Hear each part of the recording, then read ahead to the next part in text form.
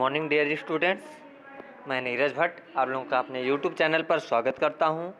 आज मैं आप लोगों को क्लास 8 हनी ड्यू का पोएम नंबर 5वां पढ़ाऊंगा, जिसका नाम है द स्कूल बॉय, जो विलियम ब्लेक, जो कि एक बहुत ही फेमस पोएट हैं, के द्वारा कंपोज किया गया है। बहुत ही अच्छा पोएम है। आप लोग पूरा पोएम देखिएगा, पढ़िएगा और चैनल को सब्सक्राइब ज़रूर करिएगा। तो चलिए अब मैं वीडियो स्टार्ट करता हूँ।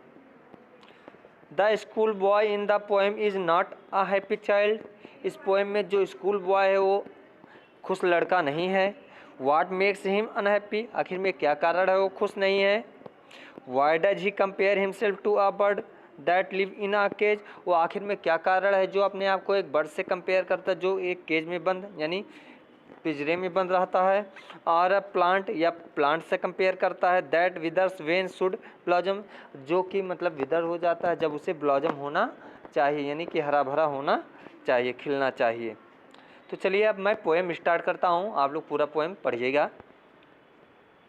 आई love to rise in a summer morn when the bird sings on every tree, the distant huntsman winds his horn, and the skylark sings with me, oh what sweet company. I love to rise in a summer morn, मुझे सुबह सुबह जो है गर्मियों के महीने में उठना बहुत अच्छा लगता है।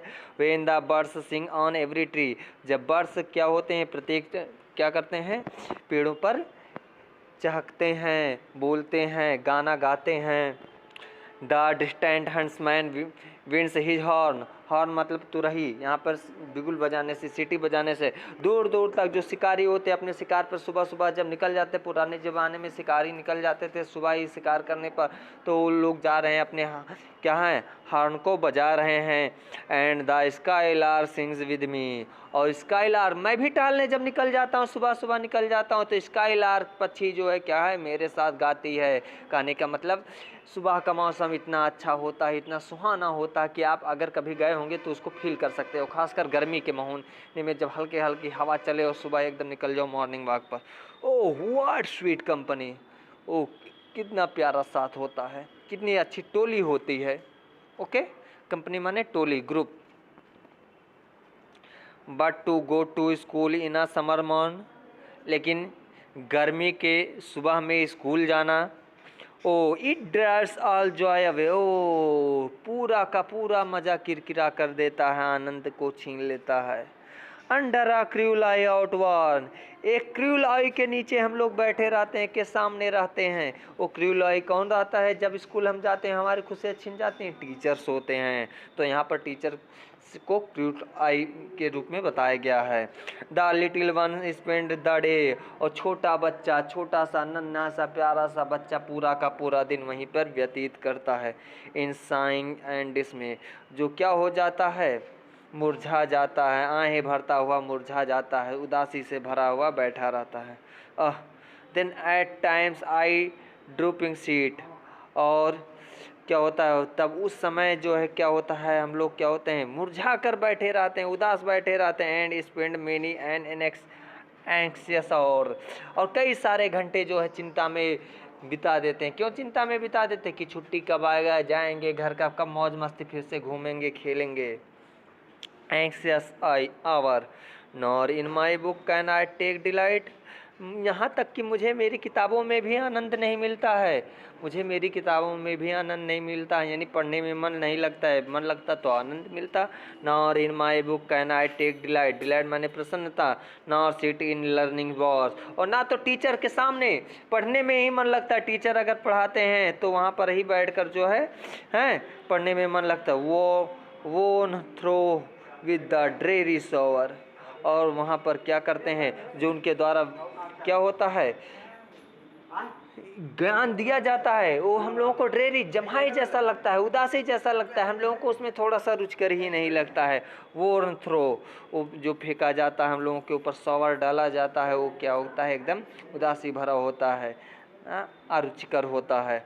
How can the bird that is born for Joy sit in a cage and sing, how can the bird, that is born for Joy. कैसे?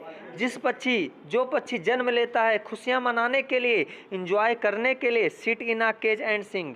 वो क्या होता है, केज में बैठ जाती है और क्या है, और क्या होती है, उसे मजबूरन गाना पड़ता है। Sit in a cage and sing. वो कैसे केज में बैठकर गाना गा सकती है? कहने का मतलब क्या है, जो पक्षी बिंदास एकदम फ्री होता है, फ्री होती है और दुनिया में आए हैं इंजॉय करने के लिए, फ्री में दौड़ने भागने के लिए, इंजॉय करने के लिए, कभी इस डाली पर कभी उस डाली पर, जहाँ चाहे वहाँ चल जाए, उसे ज़बरदस्ती कह दिया जाए कि आप बैठ जाओ केज में और गाना गाओ, तो कैसे कर सकते हैं? उसी तरह से हम लोग कैसे पढ़ सकते हैं जब हम लोगों के इंजॉय का समय है। How can a child when fears annoy.